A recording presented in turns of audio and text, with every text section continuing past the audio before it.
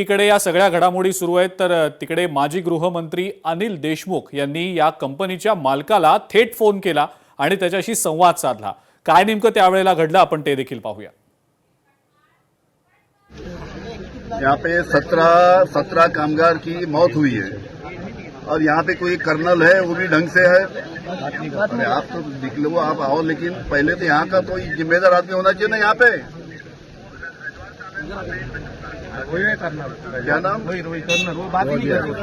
वो कर्नल साहब से हमने बात किया, एक भी सवाल का ढंग से जवाब देते नहीं।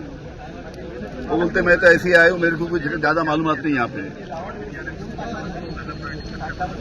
अरे आप एक्सप्लोजिव यूनिट चलाते हैं, यहाँ पे कामगार की सेफ्टी के आपने क्या उसमें क्या क्या किया कामगार की सेफ्टी के लिए?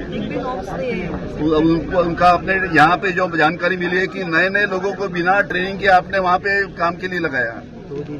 अब बिना अब देखिए यहाँ पे सब लोग यहाँ पे सबकी मांग है कि यहाँ पे आपके तरफ से 50 लाख रुपए हर एक कामगार के परिवार को मिलना चाहिए। अरे आऊंगे तो तुम्हारी छाती में बात करें, सुनो मेरी बात पहले।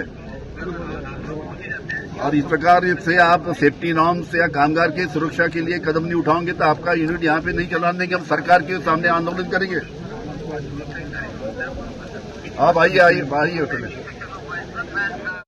अत्यंत गंभीर असं हे सगळं प्रकरण आहे।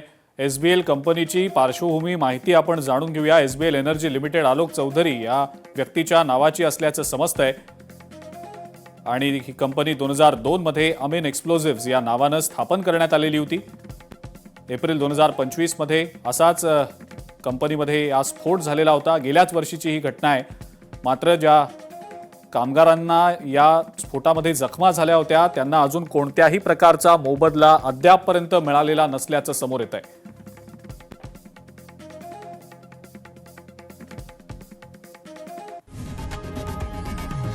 लोकशाही मराठी ऐका, पहा, जागरूक रहा।